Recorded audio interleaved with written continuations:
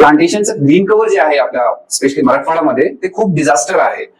जवळपास 3 ते 4% green cover आपल्या इथं आहे. महाराष्ट्राचा जवळपास 18 ते 20% आहे, जे गरजेचं 33% असणं गरजेचं आहे. पण वृक्षारोपणचं असं आहे की झाड लावणं हे फक्त 4 ते 5% ऍक्टिव्हिटी आहे. त्याचं संगोपन करून ते लहान रोपट्याला वृक्षमध्ये कन्व्हर्ट करणं ते खूप एक चॅलेंजिंग पार्ट आहे समजा.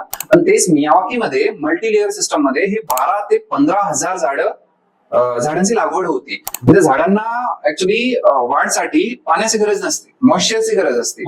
आपलं शरीर आणि झाडांचं शरीर आपण तुलना करू शकतो. जसं आपल्याला हेल्दी राहण्यासाठी हेल्दी फूड गरजेचं आहे, तसंच झाडांना पण हेल्दी ठेवण्यासाठी न्यूट्रिशन एक गरजेचं आहे. बरेच वेळेस काय होतो, घरासमोर जर वडाचं झाड लावला समजा, तर आता तर नाही पण एक 10, 15, 20 वर्षानंतर तुमच्या बिल्डिंगला नक्कीच त्रास होण्याची शक्यता जास्त असेल. अभी तो पाकिस्तान की इतनी हमें नहीं लगता कि इतनी कंडीशन है कि वो कभी अटैक करने की सोचेगा भी हिंदुस्तान पे. बट इन केस कभी ऐसा होता है, पागलों का कोई भरोसा होता नहीं है, तो वो समझ लीजिए अगर खुद सुसाइड करने के लिए ऐसा कुछ करते भी हैं, तो एक तरह से ये जो ग्रीन कवर या जो ये प्लांटेशन होंगे ये ऑब्स्टिकल का काम करेंगे. क्या हमारे ऑफिसर्स जो मतलब सिस्टम में बैठे हैं इतने पढ़े लिखे भी नहीं है कि अपने डिजाइन एक क्रिएटिव डिजाइन बनाकर उन्हें बचाया जा सके?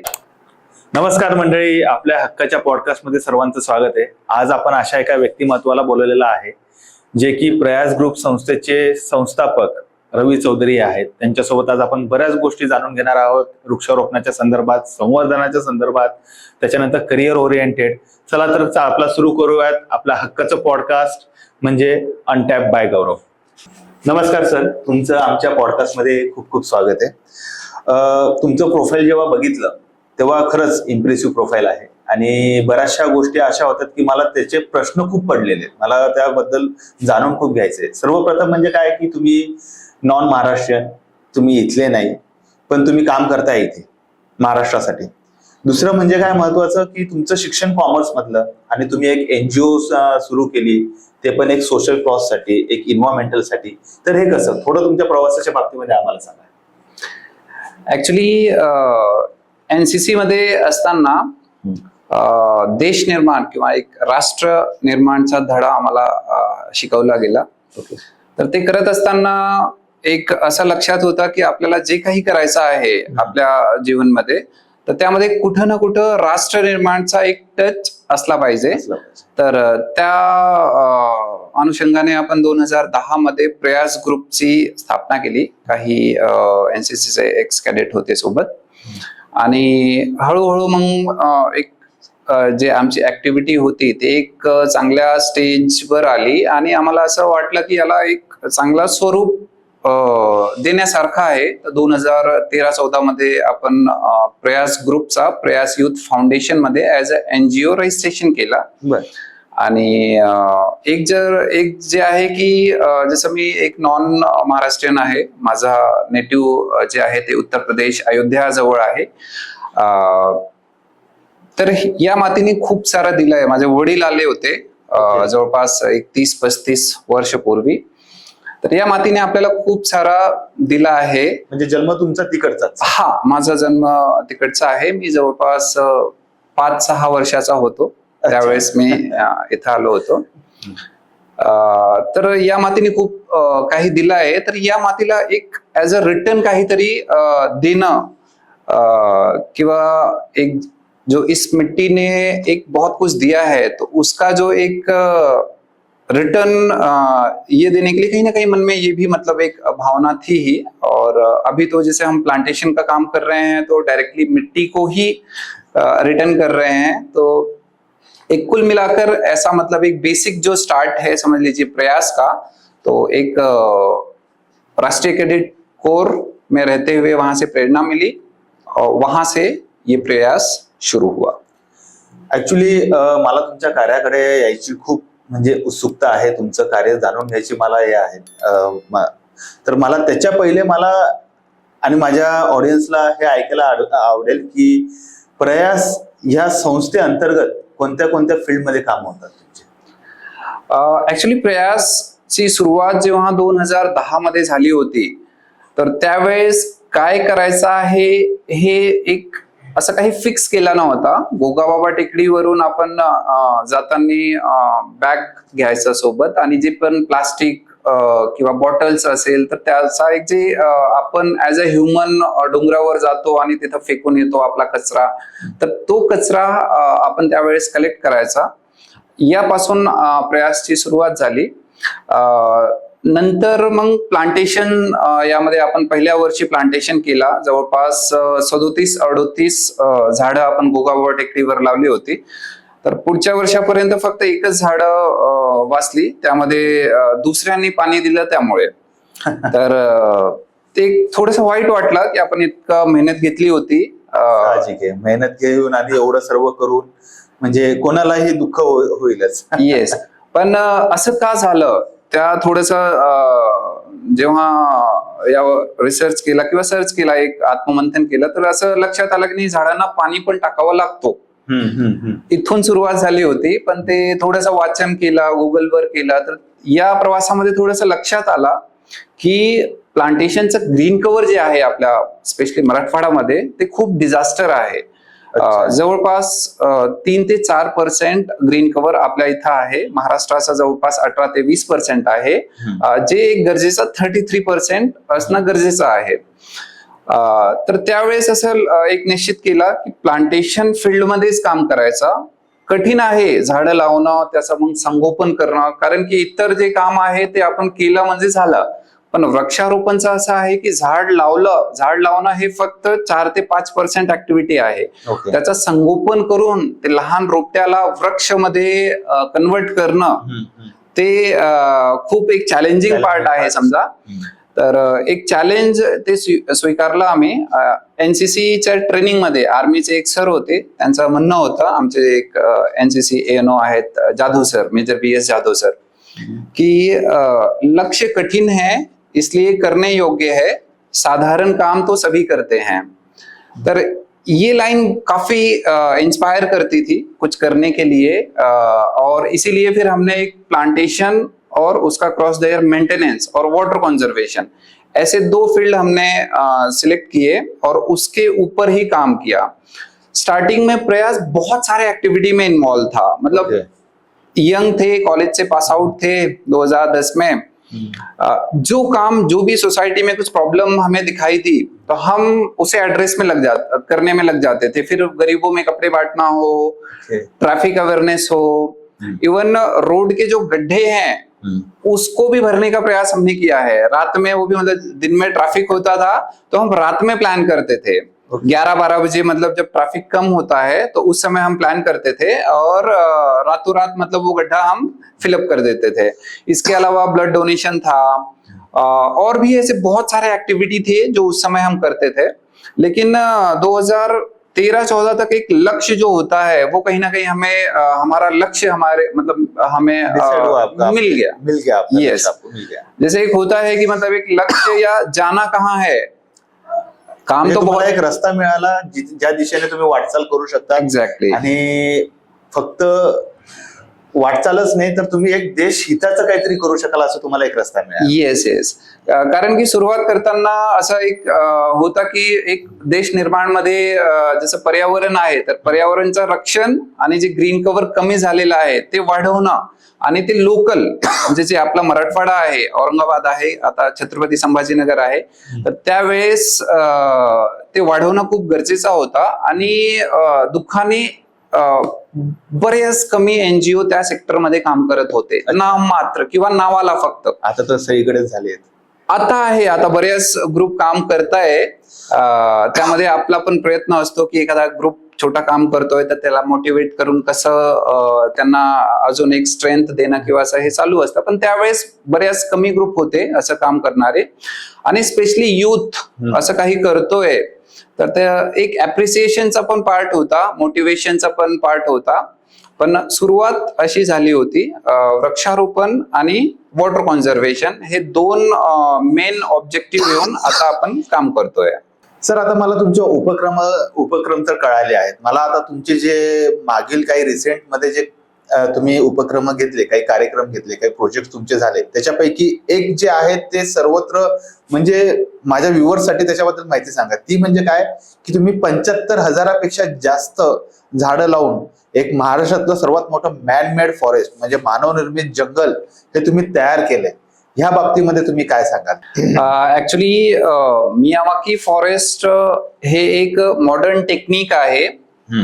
शहराच्या आतमध्ये कॉन्क्रीटच्या जंगलच्या मध्येच ऍक्च्युअल मध्ये फॉरेस्ट बनवणं किंवा अर्बन फॉरेस्ट आपण म्हणू शकतो त्याला. फॉरेस्ट आपल्यामध्येच एक वेगळी कन्सेप्ट आहे, पण हे अर्बन फॉरेस्ट आपण जे म्हणतो तर मियावाकीने त्यामध्ये एक ड्रास्टिक चेंज केलाय. ऍक्च्युली मियावाकी म्हणजे कुठून आले हे? ऍक्च्युली हे जपानचे वेल नोन बॉटनिस्ट होते. आता एक वर्षापूर्वी त्यांचा डेथ झाला, ते आता नाहीये. पण त्यांनी एक आपल्या ह्युमनसाठी किंवा ह्युमॅनिटीसाठी खूप एन्व्हायरमेंटसाठी खूप मोठं काम केला. एक मेथड इन्व्हेंट केली. त्यामध्ये त्यांचं नाव डॉक्टर अकिरा मियावाकी. तर त्यांच्या नावावरच या मेथड जे हे मेथड आहे तर ते पडलेलं आहे. आणि मियावाकी म्हणजे कमी जागेत जास्त झाडं लावणे, मल्टीलेअर सिस्टमने. या सिस्टमने आपण जर झाडं लावले तर याचा ग्रोथ खूप फास्ट होतो, डेन्सिटी खूप राहते. समजा 1 एकरमध्ये नॉर्मली ट्रेडिशनल वेनी आपण 200 किंवा जास्तीत जास्त 500,000 झाडं लावू शकतो. पण तेच मियावाकीमध्ये मल्टीलेअर सिस्टम मध्ये हे 12 ते 15,000 झाडांची लागवड होती. तर या पूर्ण जे प्रोसेस आहे ते खूप वेगळं आहे. त्यामध्ये पण खूप वाद आहे ऍक्च्युली, की एक धडा आहे त्यांचं म्हणणं आहे की हे खूप चांगला नाहीये एन्व्हायरमेंटसाठी, आणि एक धडा आहे की एक खूप चांगला आहे असं म्हणणारे आहे. खूप डिबेट पण यावर झालेला आहे. पण ऍक्च्युली महाराष्ट्र मध्ये जे मराठवाडा आहे, आपला मराठवाडा, तर या क्षेत्रामध्ये ग्रीन कव्हर खूप कमी आहे. तर अशासारखे ठिकाणी त्याचं लागवड करून झपाट्याने ग्रीन कव्हर वाढवणं हे खूप गरजेचं आहे आणि खूप युजफुल आहे. पण असं पण नाहीये की प्रत्येक ठिकाणी आपण मियावाकीच केला पाहिजे. कारण की आतापर्यंत आपण जवळपास 3,500 ते 4,000 झाडं मियावाकी पद्धतीने लावलेलं आहे पॅन इंडिया लेवलवर. त्यामध्ये जवळपास 70% झाडं आपण आपल्या शहरामध्ये किंवा जवळपास एरियामध्ये आपण लावलेला आहे. आणि त्यावर पण खूप रिसर्च केला आहे. आम्ही डेटा कलेक्ट केला आहे स्टार्टिंग पासून तर लास्ट पर्यंत. हे डेटा आपण आता अनालिसिस करतोय. तर त्यामध्ये असं आमचा फाइंडिंग आहे की हे ठीक आहे, मियावाकी खूप चांगला पद्धत आहे. पण जे आपली पद्धत आहे, देवराई असेल, सिंगल प्लांटेशन असेल, तर त्या पद्धतीने पण वृक्षारोपण होणं खूप गरजेचं आहे. आणि आम्ही जे आता आपण एक विचारलं की 75,000 झाडांचा जे एक प्रोजेक्ट होता मॅन मेड फॉरेस्ट, तर ते ऍक्च्युली त्यावेळेसचा महाराष्ट्राचा सर्वात मोठा मॅनमेड फॉरेस्ट होता मियावाकी सेगमेंटमध्ये. ते आपण वाळूज MIDCच्या जे औद्योगिक क्षेत्र आहे तिथं साकारलेला होता.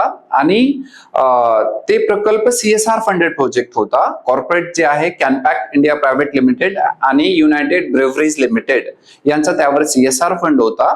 आणि ते अप्रतिम डेव्हलप झालेलं आहे.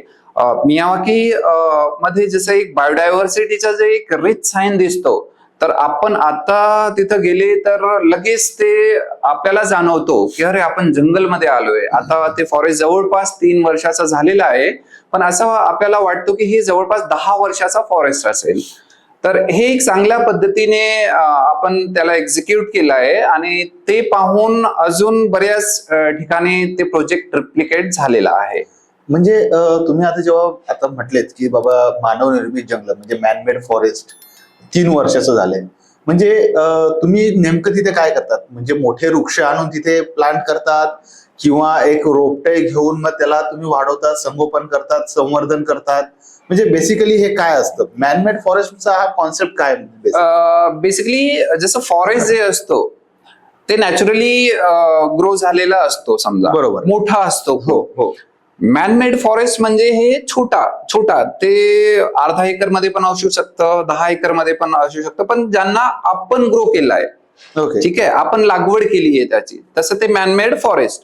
आणि स्पेशली जे मियावाकीचा कन्सेप्ट आहे किंवा मेथड आहे ते खूप वेगळं आहे. त्यामध्ये ते ज्या एरियामध्ये आपल्याला ते लागवड करायची असेल त्याचा सॉइल टेस्ट केला जातो, त्यामध्ये काय काय कंटेंट आहेत त्यानुसार जे मटेरियल असतो, जे फर्टिलायझर असेल, राईस हस्क असेल, बायोमास असेल, तर त्याचा रेशो फिक्स केला जातो आणि ते कम्प्लीट एरिया एक्सकेवेट केला जातो. समजा 1 एकर एरियामध्ये आपल्याला त्याची लागवड करायची आहे मियावाकी फॉरेस्टची, तर ते पूर्ण 1 एकर एरिया आपल्याला एक्सकेवेट करावा लागतो, जवळपास 1 मीटर पर्यंत. आणि त्यामध्ये ते हे सर्व जे कंटेंट असतात, फर्टिलायझर्स, कोकोपीट, राईस हस्क, तर हे त्याचा मिश्रण त्या मातीमध्ये मिक्स करून पुन्हा लेवल केला जातो आणि त्याच्या वरती मग हे वृक्षांची लागवड केली जाते. आणि हे जे लागवड असते रोपट्यांची ते खूप लहान असते, ते 1 फीटच्या जवळपास, 1-2 फीटच्या जवळपास जे आहे. वृक्ष तिथे लावत नाही तुम्ही, तिथे रोपटे लावता. Yes exactly. तर त्यामध्ये कन्सेप्ट असा आहे की आता जर आपण एक जवळ झाडांची लागवड करतोय, तर ते झाडं सनलाईट साठी खूप कम्पीट करतात आणि झपाट्याने वाढतात. नॉर्मली ट्रेडिशनली जे आपण एक दूर जर रोपटा लावला तर ते 3 फीट वाढेल समजा वर्षामध्ये. मियावाकीमध्ये तेच ते 10, 12, 15 फीट पर्यंत 1 वर्षामध्ये वाढू शकतं. एका वर्षामध्ये 10 ते 15 फीट. येस, हे आम्ही पाहिलेलं आहे. आता तुम्ही जे फर्टिलायझर्स म्हटले, जे खतं आपण मराठी भाषेमध्ये म्हणू, तर हे असे कोणते कोणते खतं आहे जे मिळाल्याने ग्रोथ होते आणि नाही मिळाल्याने त्याचा निगेटिव्ह त्याचा परिणाम होतो? ऍक्च्युली हे खूप महत्वाचा क्वेश्चन आहे, कारण की एका ठिकाणी आपण बऱ्याच झाडं लागवड करतोय. त्याचा एक एक्झाम्पल म्हणून आपण असं कन्सिडर करूया की आपण एक छोट्याशा रूम मध्ये 1 जण राहणं आणि 10 जण राहणं. समजा 1 जण राहत आहे तर त्याच्यासाठी जे राशन आहे, हो, ते कमी खाद्य आहे ते एका जणाचा लागेल, कमी लागेल. तिथेच जर 10 जण राहत आहे त्या घरामध्ये, तर ऑब्विसली 10 जणांचा द्यावं लागेल. तर मियावाकीमध्ये तेच कन्सेप्ट मध्ये प्लांटेशन आहे की जे न्यूट्रिशन आहे ते जवळपास 2-3 वर्षाचा आपण एकत्रित टाकतो त्यामध्ये लागवड करताना.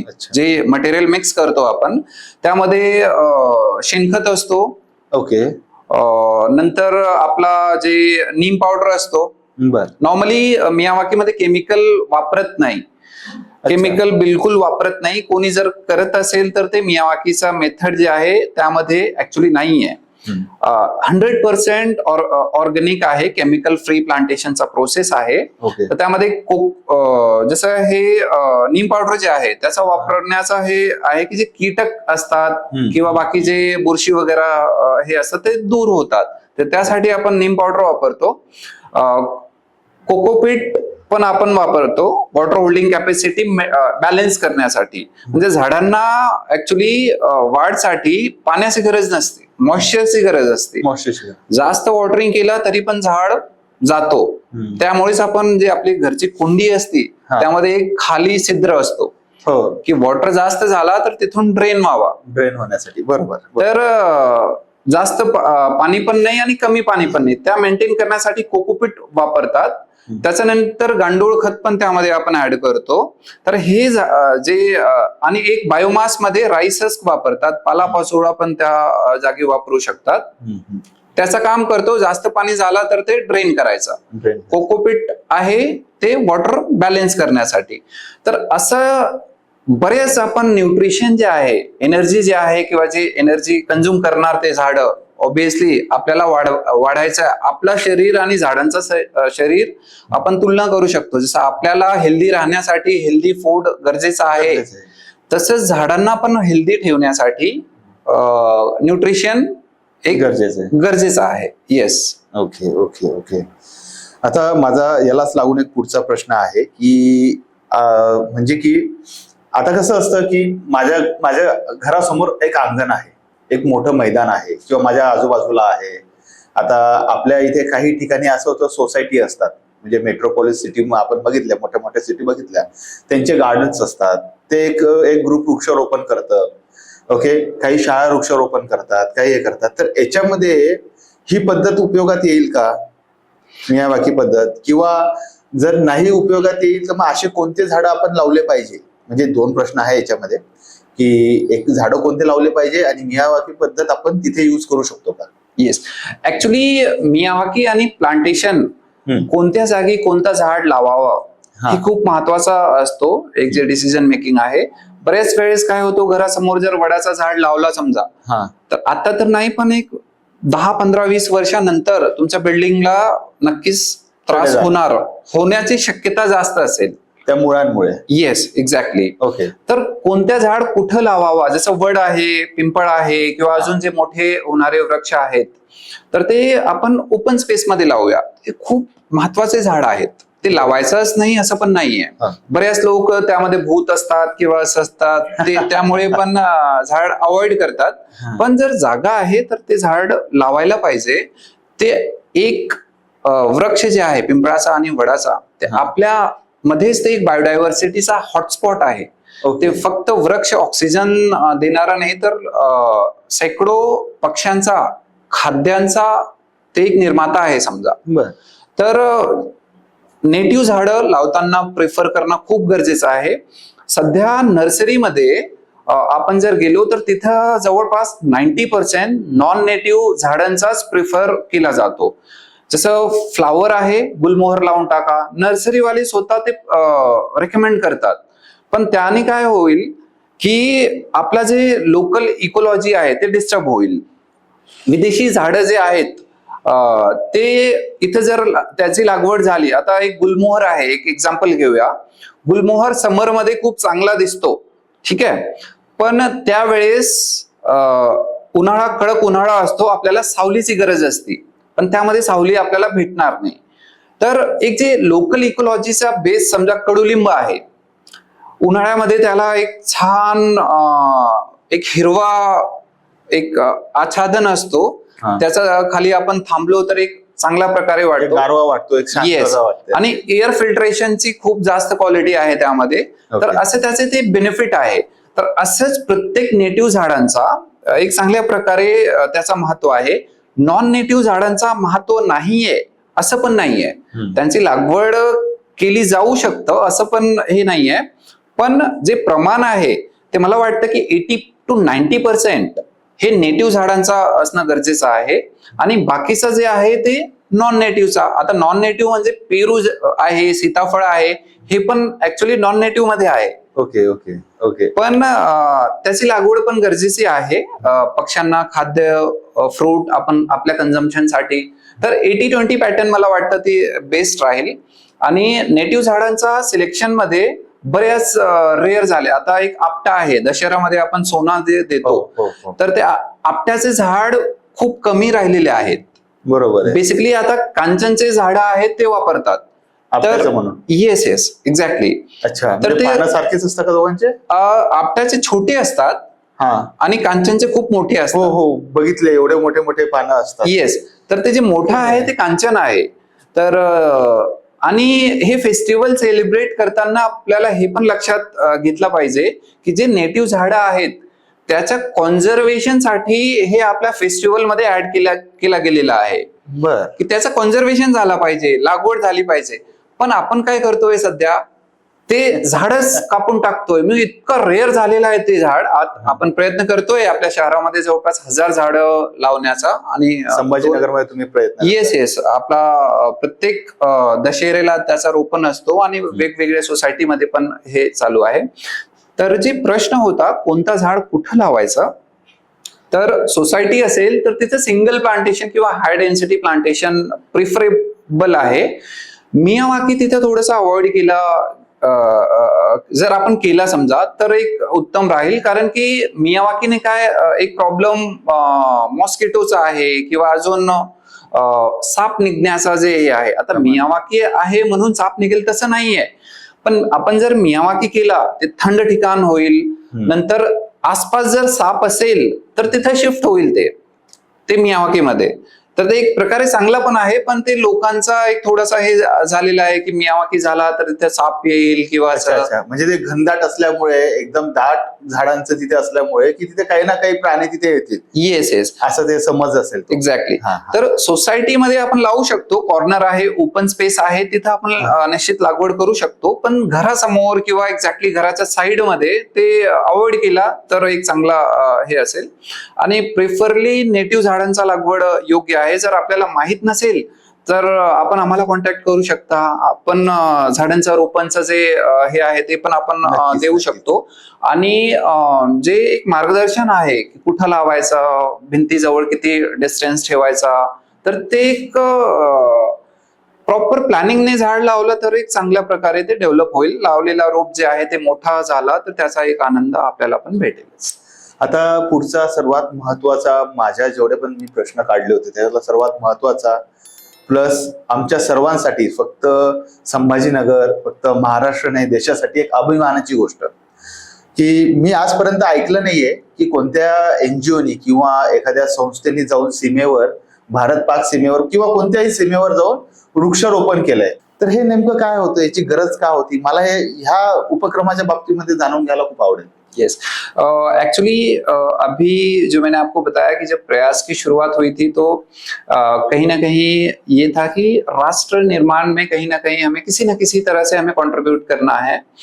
तो जब बात आती है यूनिफॉर्म की, स्पेशली आर्मी या फिर डिफेंस फोर्सेस, बीएसएफ, सीआरपीएफ सभी आ जाते हैं उसमें, तो उनके साथ में कुछ ना कुछ करना है, ये था ही. और एक कहीं का जो लाइफ का बकेट लिस्ट होता है, तो उस बकेट लिस्ट में ये भी कहीं ना कहीं था कि बॉर्डर के ऊपर हमें प्लांटेशन करना है. ये जब हम एक्टिवली 2015-16 की बात है, उस समय ये मतलब मैंने मेरे बकेट लिस्ट में ये किया था कि बॉर्डर पे प्लांटेशन हमें करना है. क्यों करना है, कैसे करना है, ये मुझे बाद में समझ में आया. इसके ऊपर एक्चुअली लॉजिक ये था कि ये जो हमने प्लांटेशन किया था इंडिया पाकिस्तान बॉर्डर पे, एग्जैक्टली समझ लीजिए बॉर्डर के इस पे ही जो चेक पोस्ट होते हैं बीएसएफ के साथ मिलकर हमने ये प्लांटेशन किया था. इसके पीछे का लॉजिक ये था कि अब जस्ट इमेजिन कीजिए कि एक जवान है अपने फैमिली से दूर, हमारे लिए बॉर्डर पे, हमारे लिए वो हमारे देश की, हमारे बॉर्डर्स की रक्षा कर रहे हैं ताकि हम यहाँ चैन से रह सकें. कुछ कुछ बॉर्डर्स या कुछ कुछ चेक पोस्ट बीएसएफ के ऐसे हैं जहां पर नेटवर्क भी नहीं आता है, मतलब वो फैमिली से बात भी नहीं कर सकते हैं. मैं खुद ये देख चुका हूं. जब प्लांटेशन के लिए हम ये राजस्थान में गए थे प्लांटेशन के लिए, तो वहां पर मैं खुद 2 दिन था, तो 2 दिन मैं 100% डिस्कनेक्टेड था बाकी की दुनिया से. तो ऐसे समय में समझ लीजिए कोई जवान है, 1-2 कुछ सिम ऑपरेट होते थे वहां पर, वो भी मतलब एक स्पेसिफिक पेड़ के ऊपर लटका के मोबाइल रखना पड़ता था. मतलब अगर अच्छा. किसी से बात करनी है तो उसके लिए भी आपको वहां मोबाइल लेके खड़ा रहना पड़ेगा घंटों. अरे बाप और रे. देखा है ऐसे पॉकेट बनाए गए हैं कि वहां पे मोबाइल रख दो तो मे बी कभी नेटवर्क आ जाएगा. तर कोणाचा मेसेज आला तर तो नंतर बघता येईल. Yes exactly. तो ये सब करते समय अपने फैमिली से दूर कितना स्ट्रेस जमा होता होगा. आप जस्ट एक इमेजिन कीजिए कि आप अपने फैमिली से दूर हैं, आपके फैमिली में क्या खुशी है, क्या दर्द है, इसका भी मतलब आपको ये नहीं हो रहा है. तो ऐसे इसमें आपके एक सोल्जर के जगह पर आपको रखकर देखिए कितना स्ट्रेस जमा होगा. और ऐसे इसमें आपकी पोस्टिंग ऐसी जगह है जहां पर पूरा रेगिस्तान है, मिट्टी है नहीं, दूर दूर तक मतलब कोई एक मुश्किल से पेड़ अगर मिल जाए तो मतलब दिखाई देगा, नहीं तो पूरा मतलब रेगिस्तान है.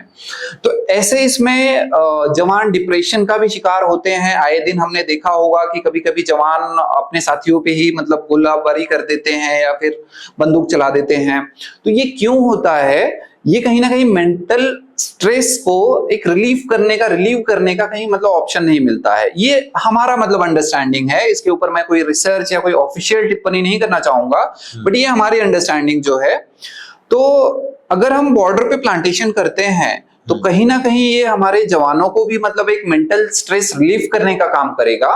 और कहीं ना कहीं मतलब जो टेम्परेचर है वो भी कम करेगा. रेगिस्तान में टेम्परेचर डे टाइम में काफी ज्यादा होता है और नाइट में ठंडियों के दिनों में काफी माइनस में चला जाता है कहीं कहीं. म्हणजे तुम्ही असं ते झाड जे लावले ते स्ट्रेस बस्टर म्हणून तुम्ही लावलं. Yes. स्ट्रेस जो त्यांचा जो मेंटली जे सिकनेस असतं ते कमी करण्यासाठी तुम्ही त्या ठिकाणी tree plantation. Yes exactly, thought process वही था. और Okay. एक इसमें ऐसा भी है कि जैसे समझ लीजिए अगर हम वहां पर बॉर्डर क्रिएट करते हैं, अच्छे पेड़ लगाते हैं और उसका ही एक कंपाउंड कर देते हैं पेड़ का ही पूरे बॉर्डर पे, तो अभी तो पाकिस्तान की इतनी हमें नहीं लगता कि इतनी कंडीशन है कि वो कभी अटैक करने की सोचेगा भी हिंदुस्तान पे. बट इन केस कभी ऐसा होता है, पागलों का कोई भरोसा होता नहीं है, तो वो समझ लीजिए अगर खुद सुसाइड करने के लिए ऐसा कुछ करते भी हैं तो एक तरह से ये जो ग्रीन कवर या जो ये प्लांटेशन होंगे ये ऑब्स्टिकल का काम करेंगे. अच्छा, एंट्री अच्छा. से मतलब वो इजी एक्सेस नहीं होगा. तो ये थॉट प्रोसेस के साथ में भी अभी जो हमने बहुत मतलब छोटे स्तर पे प्लांटेशन किया है, और ये एक्सपेरिमेंटल प्लांटेशन भी हम कह सकते हैं, बट इन फ्यूचर हमारा प्लान काफी बड़ा है.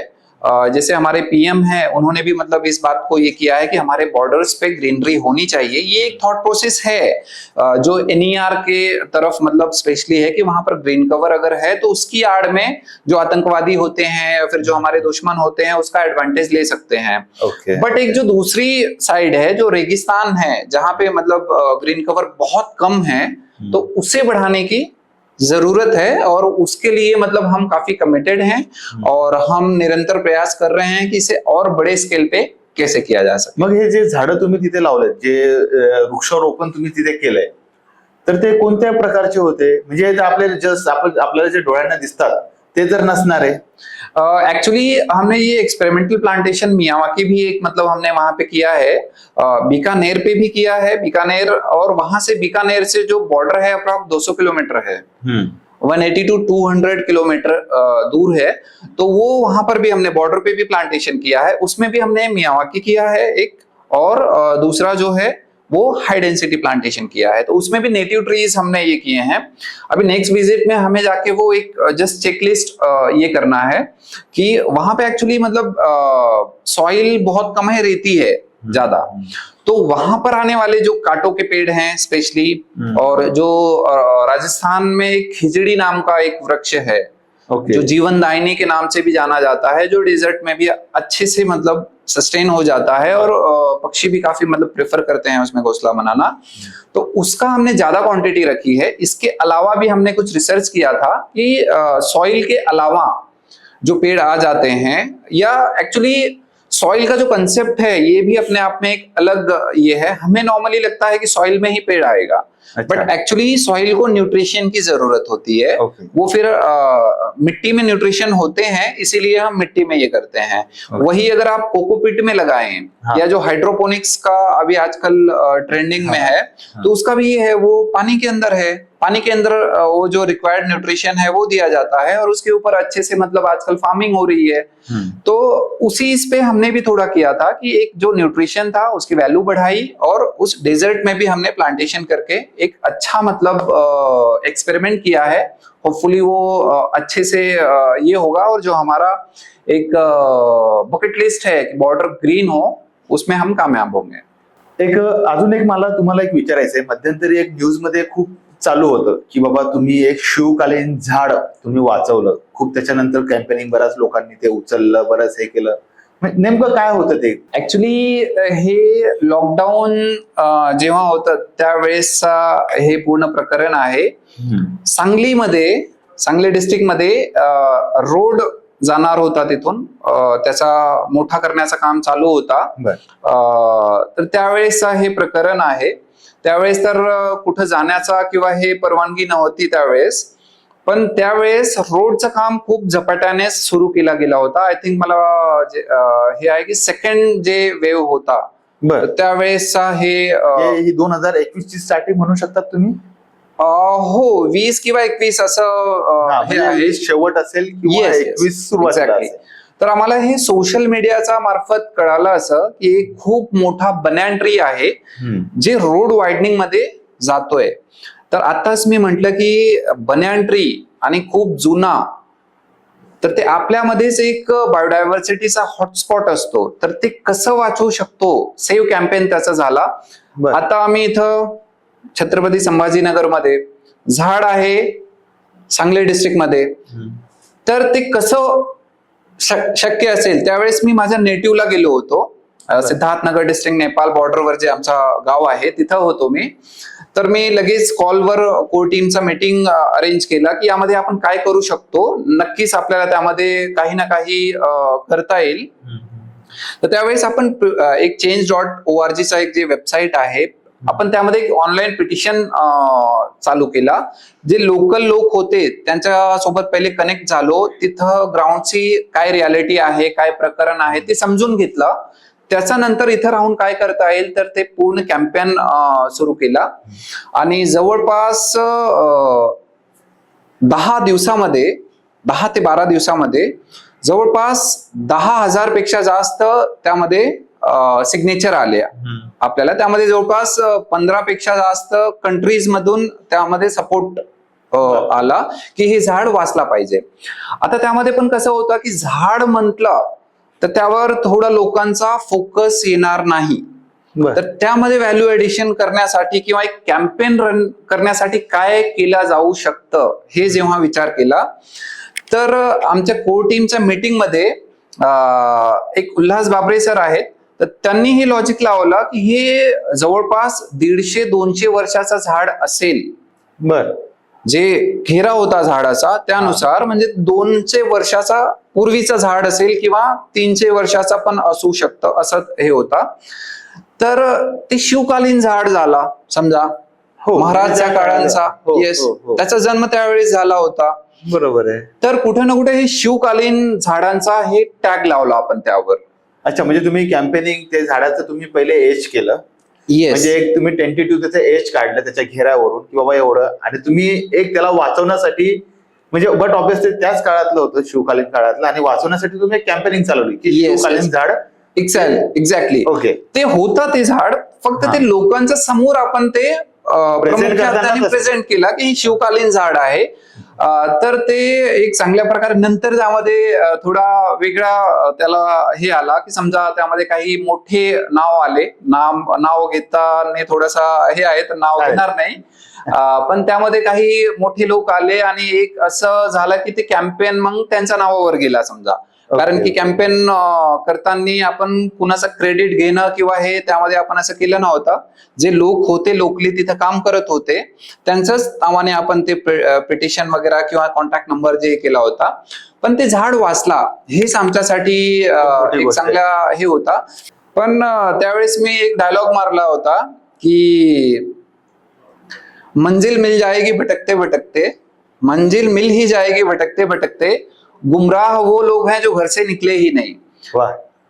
मतलब अगर हम प्रयास ही नहीं करेंगे तो पेड़ 100% नहीं ही बचेगा. अगर प्रयास करते हैं तो 0.1% तो चांस है. ये बाद में काफी मतलब ये हुआ, नितिन गडकरी जी तक हुआ और वो पेड़ बचा, रोड को डाइवर्ट किया गया और आज भी वो पेड़ वहां पर जीवित है. क्रेडिट किसी को भी मिले बट हमारे लिए वो पेड़ बच गया, यही हमारा मतलब एक सेटिस्फैक्शन का या फिर एक ये है. और बनियान ट्री मतलब बहुत कम लोगों को पता होगा कि ये नेशनल ट्री है, हमारा राष्ट्रीय वृक्ष है. बट दुख होता है अभी अगर एक कंपेयर करें, राष्ट्रीय प्राणी है या राष्ट्रीय पक्षी है मोर, उसके कॉन्जर्वेशन के लिए हम बहुत एफर्ट लगाते हैं. बहुत सारे एक्ट बने हुए हैं कि अगर एक मोर को अगर आप कुछ इंजर्ड कर देते हो या कोई जंगली जानवर है, एक बहुत बड़े सेलिब्रिटी का जो हिरन का एक ये है, वो उसी एक्ट के अंदर वो फंसे थे, सलमान खान, जो उन्होंने एक ये किया था. हाँ, तो क्या प्रकरण था वो हमारे सामने है. तो कहने का उद्देश्य ये है कि इतना कॉन्जर्व या फिर हम इतना अलर्ट हैं हमारे राष्ट्रीय जो ये है, बट जो बरगद का पेड़ है उसके पीछे हम इतने सीरियस नहीं हैं. क्यों पता नहीं, बट ये सोचना चाहिए सिस्टम में बैठे लोगों को भी कि हमारे राष्ट्रीय वृक्ष को हम सीधा काट देते हैं. कितना मतलब वो पेड़ सैकड़ों सालों से हमें सब कुछ दे रहे हैं और हम अपने फायदे के लिए काट देते हैं. आज लगभग हर जगह सिटी से बाहर, यहाँ छत्रपति संभाजी नगर में भी जो भी हाईवे थे जो हमारे पूर्वजों ने लगाए थे उसे हम सीधा काट देते हैं, कोई वैल्यू नहीं. क्या हमारे ऑफिसर्स जो मतलब सिस्टम में बैठे हैं इतने पढ़े लिखे भी नहीं है कि अपने डिजाइन, एक क्रिएटिव डिजाइन बनाकर उन्हें बचाया जा सके? तो इस पॉडकास्ट के माध्यम से मैं उन्हें भी मैसेज देना चाहूंगा कि अगर सच में आप लायक हो तो पेड़ बचा के दिखाइए, तभी तो हम मानेंगे ना। रोड बन रहे हैं, बनने चाहिए, ऐसा नहीं है कि मतलब रोड भी बहुत जरूरी है, बट पेड़ भी जरूरी हैं। अगर हम ही नहीं रहेंगे तो रोड क्या काम के हैं, और पेड़ों की वजह से हम जिंदा हैं। तो कहीं ना कहीं ये भी हमें कंसिडर करना चाहिए. खरंच वाचवणं गरजेचं आहे. माझा पुढचा प्रश्न असा होता तुम्हाला की ठीक आहे, आपण एक सोशल कॉज साठी आपण एक जो कॉज आहे, एक जी समस्या आहे त्याला आपण आयडेंटिफाय केलं, आपण त्याच्या टूवर्ड्स गेलो, आपण एक संस्था स्थापन केली जी एनजीओ म्हणून म्हटल्या जाते, आणि त्या एनजीओ चालवण्यासाठी एक निधी लागतो, खर्च लागतो. आता कसं असतं की आज काही जरी गोष्ट काढायची झाली त्याला पैसे लागतात, तर हा जो निधी आहे हा कसा जमावला जातो? एक्चुअली प्रयास की जब शुरुआत हुई, प्रयास ग्रुप की जब शुरुआत हुई थी, तो हम बाहर से बिल्कुल डोनेशन लेते ही नहीं थे. अच्छा. हम अपने पॉकेट से 10 रुपए से लेके 50 रुपए तक हर वीक में कॉन्ट्री करते थे. कंपलसरी जो मेंबर हैं उनको देना है, और फिर उसका मतलब यूज करते थे. तो उस समय था क्लीनिंग ड्राइव था, सभी हिल्स पे हम क्लीनिंग ड्राइव करते थे, तो उतना फंड का रिक्वायरमेंट भी नहीं होता था. लेकिन जब हम 2013-14 से हमने अपना एक लक्ष्य बनाया कि वृक्षारोपण करना है, तो उस मामले में हमें काफी रिसोर्सेस, काफी फंड्स की जरूरत पड़ने वाली थी. और सबसे पहले मुझे आज भी याद है जब फर्स्ट टाइम हमें फंड की जरूरत पड़ी थी 2014 या 15 में जो ड्रॉट आया था, तो गोगा बाबा टेकड़ी पे हमने पेड़ जो लगाए थे उस समय लगभग 600-700 पेड़ लगे होंगे वहां पर. तो उन्हें पानी देने के लिए हमने बोरवेल, हैंडपंप है एक, अगर आप गोगा बाबा टेकड़ी जो है छत्रपति संभाजी नगर में वहां पर जाएंगे तो उस मंदिर के पास एक हैंडपंप है, तो उससे हम पानी पंप करते थे. और लगभग हर हफ्ते, हर रविवार, जैसे प्रयास हर रविवार को काम करता है, संडे श्रमदान का हमारा नाम, 2010 से अभी तक ये एक्टिविटी शुरू है. और उस समय हमने पहली बार लोगों से अपील किया कि हमें फंड की रिक्वायरमेंट है और आप हमें मदद कीजिए, हमें बोरवेल करना है. तो लगभग 10-15 दिन के इसमें लगभग हमारा जो रिक्वायरमेंट था वो 45 to 50,000 हमने निश्चित किया था. तो एक ये जो डोनेशन का बात है, संस्थाएं होती हैं, बहुत सारी होती हैं एक्चुअली. जो आपका एक बेसिक क्वेश्चन था कि संस्थाओं के पास पैसा जमा करने का क्या तरीका होता है, तो बहुत सारे तरीके होते हैं. जैसे एक तो लोगों से, जैसे हमने जो बोरवेल के समय किया था, लोगों के पास गए हम कि हमें काम करना है, आप हमें फंड दीजिए. एक स्पेशल कॅम्पेनिंग चालवून तुम्ही त्या पर्टिक्युलर गोष्टीसाठी, तुम्ही त्या उपक्रमासाठी पैसे येस तुम्ही मिळवू शकता. येस. दूसरा है कि आप अल्टरनेट सोर्स ये कीजिए, जैसे आजकल CSR है, कॉर्पोरेट सोशल रिस्पॉन्सिबिलिटी नाम का एक कंसेप्ट है, जिसमें काय असतं नेमकं?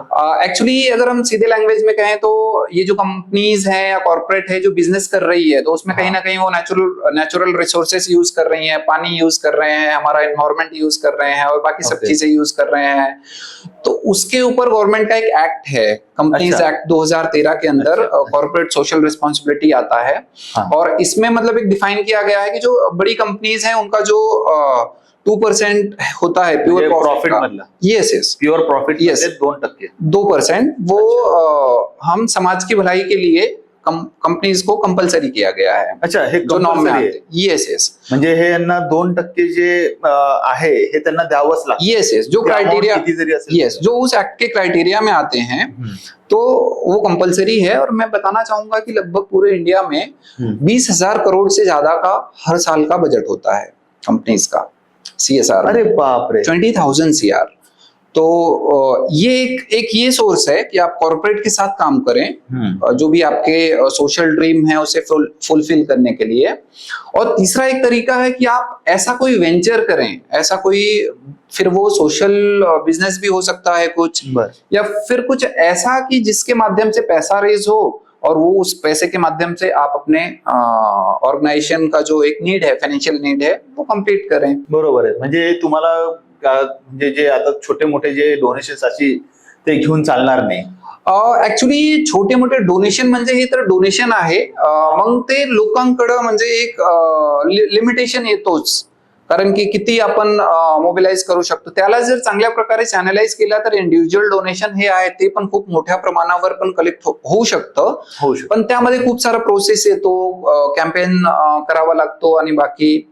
तर आमचा जे हे ध्येय होता किंवा एक जे होता की आपण जे काम करतोय तर त्याला आपण स्वतःहून कशा प्रकारे पैसा रेज करू शकतो.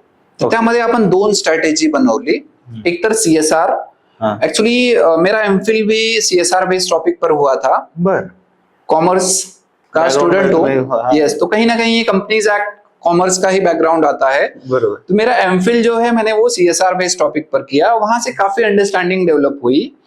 उसके बाद फिर अभी मैं PhD भी जो कर रहा हूँ तो वो भी एग्रो फॉरेस्ट्री और CSR बेस्ड टॉपिक पर भी कर रहा हूँ, ताकि जो उसका प्रैक्टिकल नॉलेज है वो कहीं ना कहीं यूटिलाइज हो ऑर्गेनाइजेशन बिल्डिंग में. तो हमने स्ट्रेटेजी बनाई कि हम CSR से फंड रेज करेंगे. तो आज प्रयास का जो फंड है वो लगभग 99.9% ये CSR के थ्रू आता है.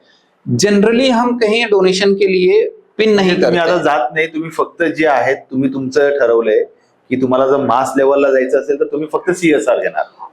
येस, त्यामध्ये एक आहे ऑक्सिजन टॅक्स नावाचा कन्सेप्ट आहे. बरं. तर त्या कन्सेप्टच्या माध्यमातून काय पण तो काही concept आहे? एक्चुअली इसके पीछे का लॉजिक ऐसा है कि ये जो ऑक्सीजन हमें ले रहे हैं हाँ, ये हाँ. फ्री है.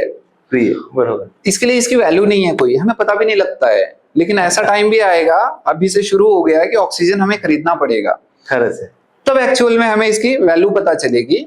तो कहीं ना कहीं जैसे लोगों को कनेक्ट होना है, अभी बहुत सारा होता है, हमारा हर संडे श्रमदान होता है, सभी को हर संडे आना पॉसिबल नहीं हो पाता है. तो बहुत सारे मेंबर्स कहते हैं कुछ फाइनेंशियली कंट्रीब्यूट करना है तो बता दीजिए, हमारा आना पॉसिबल नहीं होता है.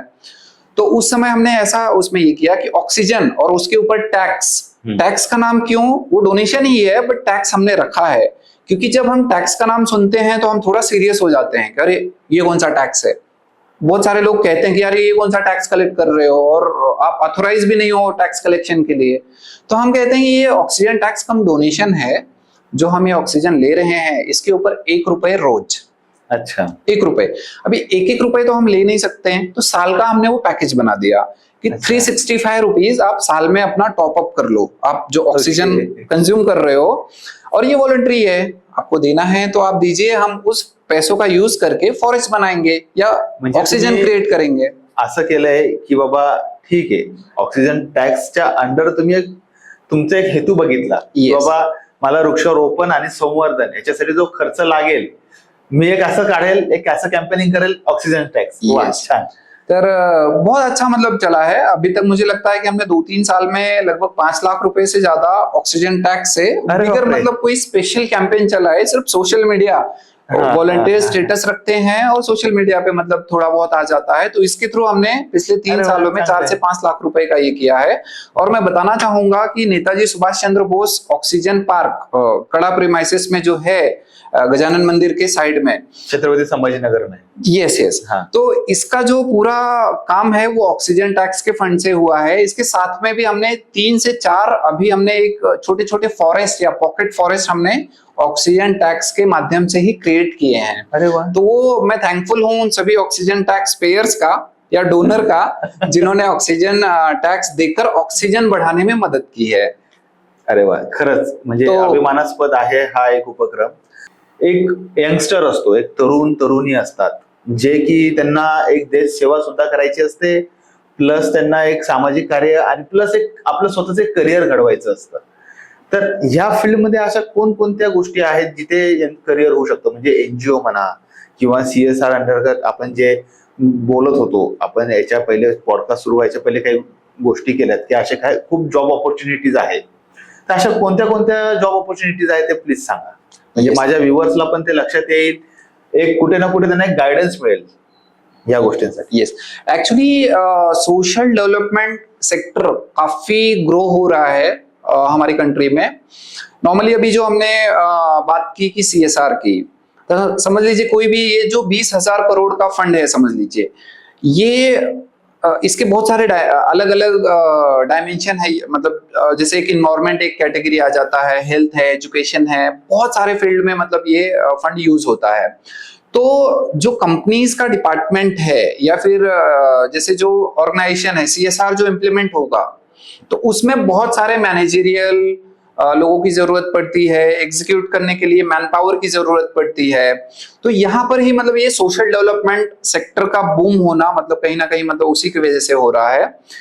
इसके अंदर आप एग्जीक्यूशन फेज हो, मॉनिटरिंग फेज हो, या फिर जो एक मैनेजरियल स्किल पर इसका पूरा डिजाइन होता है, तो इस सेक्टर में यूथ को काफी अपॉर्चुनिटी है। सीएसआर सेक्टर में भी है, जैसे इन कंपनीज को जरूरत पड़ती है अपने डिपार्टमेंट में कि ये अच्छे से सब एग्जीक्यूट हो, वैसे ही समझ लीजिए वो प्रोजेक्ट किसी एनजीओ को मिल रहा है, तो वो एनजीओ को भी एग्जीक्यूट करने के लिए बहुत मतलब एक अच्छे और जेन्युइन लोगों की जरूरत होती है जो इस प्रोजेक्ट को अच्छे से एग्जीक्यूट करेंगे। तो ये एग्जीक्यूट करते समय ह्यूमन रिसोर्स की जरूरत पड़ती है। तो करियर अपॉर्चुनिटी यही है, एक तो आप कॉर्पोरेट ज्वाइन कर सकते हैं, नहीं तो कोई एनजीओ ज्वाइन कर सकते हैं। और कहने के लिए मतलब ये एक ये होगा कि ऐसा नहीं है कि एनजीओ का नाम सुनकर लोगों के अंदर बहुत अलग अलग थॉट प्रोसेस आ जाता है, क्या ही होगा एनजीओ में। लेकिन आपको बताने में मैं एक ये चाहूंगा कि इंडिया में ऐसे भी एनजीओ हैं जिनका टर्नओवर 50 करोड़ या 100 CR तक जाता है। अरे बाप रे, साल का, अरे बाप, एनुअल जो टर्नओवर आहे. म्हणजे टर्नओव्हर म्हणजे ते तेवढ्यांचे कामं करतात. Yes yes exactly. आणि त्यांना जी मॅन पॉवर लागते, जी टीम लागते, तिथे तुम्ही एक सक्सेसफुल करियर तुम्ही तिथे घडवू शकतात. Yes exactly. अभी इसमें दो चीजें हो सकती हैं. एक तो आप अगर आपको जॉब करना है तो उस पॉइंट ऑफ व्यू से आपको सीएसआर में कुछ कोर्स करना पड़ेगा, कुछ सर्टिफिकेशन के कोर्स करने पड़ेंगे, कुछ प्रैक्टिकल जो एक्सपीरियंस होता है इंफॉर्मेशन के साथ साथ वो लेना पड़ेगा. दूसरा एक है कि एनजीओ शुरू करना. अगर आप कुछ और बड़ा करना चाहते हैं, सच में कुछ अपने देश को कुछ डिलीवर करना चाहते हैं, तो आप एनजीओ शुरू कर सकते हैं. बट मैं एक रिक्वेस्ट करना चाहूंगा, एनजीओ में अगर आप पैसा कमाने के लिए आ रहे हैं तो प्लीज ऐसा ना करें. आप फिर कोई बिजनेस कीजिए. बट सच में आपको ये अंदर एक जज्बा है, जैसे अभी मैं एनसीसी का एक्स कैडेट हूँ. 2010 में मैं राजपथ परेड पर भी था. आर्मी में जाना था, बहुत कोशिशें की बट नहीं हो पाया. बाद में फिर कहीं ना कहीं अपने आप को समझाने के लिए मैंने ये कन्विंस किया कि जो मतलब अगर मुझे देश सेवा करनी है तो उसके लिए मुझे बॉर्डर पे ही जाकर देश सेवा नहीं करनी है, या नहीं हो सकती है. समझ लीजिए मैं अपने बाउंड्री के अंदर रहते हुए भी देश सेवा कर सकता हूँ. अगर मैं अपने कर्तव्यों का सही से इस्तेमाल करूं या उसका निर्वहन करूं तो ये भी एक देश सेवा है. तो इस थॉट प्रोसेस के साथ या फिर मतलब ऐसे कुछ थॉट प्रोसेस के साथ आप एनजीओ शुरू करना चाहें तो उसके लिए भी मतलब आज भी ऐसे बहुत सारे एनजीओ हैं जिनके फॉर्मेशन से लेके सर्टिफिकेशन और आगे जो है सीएसआर कैसे काम करता है उसके लिए मैं उनका फ्री ऑफ कॉस्ट काउंसलिंग भी करता हूँ, गाइडेंस भी करता हूँ. बट मुझे इंटेंशन प्योर चाहिए कि ये इंटेंशन अगर आपका अच्छा है तो मैं उसका फ्री ऑफ कॉस्ट मतलब कोई विदाउट चार्जेस, मतलब मार्केट में ऐसे भी कुछ लोग हैं जो चार्जेस लेके आपको गाइड करते हैं. बट मेरा एक ऐसा है कि मतलब ऐसे कुछ लोगों को, यूथ को मतलब ये करना, मोटिवेट करना, क्योंकि ज्यादा से ज्यादा ऐसे लोग अगर इस सेक्टर में आएंगे तो ज्यादा अच्छा होगा. आता कसं असतं, आपण म्हणतो जे रोजच्या याच्यामध्ये म्हणतो की नाण्याच्या दोन बाजू असतात, एक पॉझिटिव्ह असते, एक निगेटिव्ह असते. म्हणजे एक लाइटनिंग बाजू असते आणि एक डार्क साइड असते. तर याच्यामध्ये काही डार्क साइड आहे का? है डार्क साइड. जैसे मतलब बहुत सारे लोग हैं कि एज अ बिजनेस मॉडल, जो मैंने अभी कहा, बिजनेस मॉडल लेकर नहीं आना है या फिर उस थॉट प्रोसेस से नहीं आना है, तो उसी का वही मतलब एक है, लोग बिजनेस पॉइंट लेकर आते हैं. कसं बिजनेस पॉइंट घेऊन म्हणजे कसं? बिजनेस एक ऐसा है कि समझ लीजिए घर के लोगों को मिला के आपने एनजीओ बना लिया है. उसके बाद फिर कुछ गवर्नमेंट प्रोजेक्ट मिल रहे हैं आपको, आप ठीक से उसे एग्जीक्यूट नहीं कर रहे हो.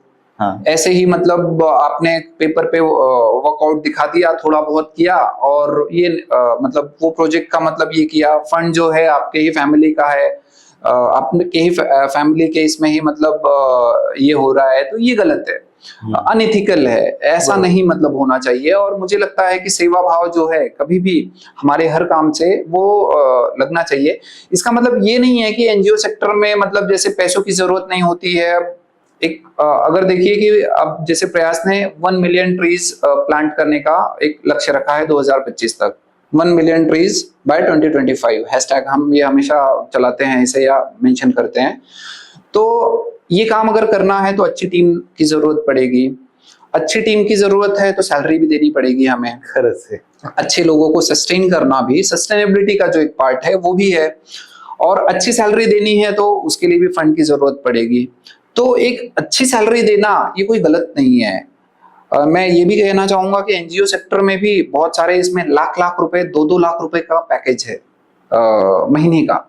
म्हणजे मंथली तेवढा पगार मिळतो यस यस 20-20, 25-25 लाख रुपए का इथिकल वे से पेमेंट है एनजीओ सेक्टर में। और कॉर्पोरेट सेक्टर में तो मतलब जो सीएसआर हेड नाम का एक पोस्ट है, हाँ, उसे तो 30-40 लाख रुपीस, 50 लाख रुपीस तक का पैकेज है। अरे बाप रे. जिनकी एक्सपीरियंस 15-20 साल हो जाती है। हाँ, अभी मैं भी एनजीओ इसमें हूँ, अगर समझ लीजिए यही मैं मेरा पीएचडी अभी अगर कंप्लीट हो जाता है तो मुझे मतलब एक्सपीरियंस है अभी 7-8 साल का, अच्छा ग्राउंड लेवल से लेके मैनेजरियल स्किल तक का है। तो मुझे भी अच्छे से मतलब एक 20-22 लाख 24 लाख तक का पैकेज मिल सकता है इसमें। बट वही है कि मुझे जॉब नहीं करना है, क्योंकि as a NGO, as a director हम इंडिपेंडेंट हैं कि कहाँ फोकस करना चाहते हैं, क्या नीड है और कहाँ फोकस करना है, तो वो मैं डिसाइड कर सकता हूँ अपने डिसीजन मेकिंग से, वो इम्पैक्ट जनरेट कर सकता हूँ। इसलिए मैं जॉब इसमें तो कभी जाऊंगा ही नहीं, भले ही यहाँ कम सैलरी है या जो भी अभी मतलब ये है, तो वो एक डजंट मैटर, अपना अपना ये है। बट अच्छी सैलरी पे भी जॉब करना किसी एनजीओ में कोई बुरी बात नहीं है। तो कहने का मतलब ये है, और एक कहीं ना कहीं ये भी है कि नॉन प्रॉफिट को लोग गलत तरीके से लेते हैं। अभी जैसे एनजीओ ये नॉन प्रॉफिट का ही एक पार्ट आता है। नॉन प्रॉफिट का मतलब ये होता है कि एनजीओ जो भी काम करेगी, एनजीओ को प्रॉफिट होना चाहिए, बट वो जो प्रॉफिट है वो किसी में डिस्ट्रीब्यूट नहीं होगा। बरोबर है. वो प्रॉफिट फिर से आपके कॉज में ही लगना चाहिए। अभी जैसे प्रयास है, समझ लीजिए एक बिजनेस करे और साल में समझ लीजिए 1 करोड़ रुपए का प्रॉफिट जनरेट कर रही है, तो उसका यूटिलाइजेशन वो ऑर्गेनाइजेशन के बिल्डिंग में या फिर अपने जो कॉज हैं उसमें ही यूज होना चाहिए। अगर वो समझ लीजिए हम कुछ लोग बांट कर ले लें तो ये गलत होगा। बरोबर. तो जो एक कहीं ना कहीं मतलब सस्टेनेबिलिटी के लिए फंड्स वगैरह की जरूरत होती ही है। बहुत सारे एनजीओ एफडी भी करते हैं, 1 CR 5 CR तक एफडी भी होते हैं, या फिर ऐसा भी मतलब होता है। तो इसको मतलब वो सब हमारी सोच के ऊपर डिपेंड करता है। खरंच तुमचं कार्य बघून, तुमचं प्रवास ऐकून खूप बरं वाटलं. आशा करेल आपण परत लवकरच एक अजून नवीन विषय घेऊन नवीन एका याच्याने आपण सुरुवात करू.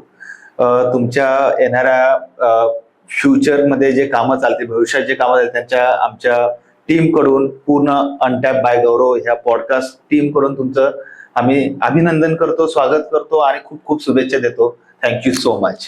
Thank you so much. जाते जाते मैं ये कहना चाहूंगा कि हमारे जैसे यूथ की इस देश में बहुत जरूरत है।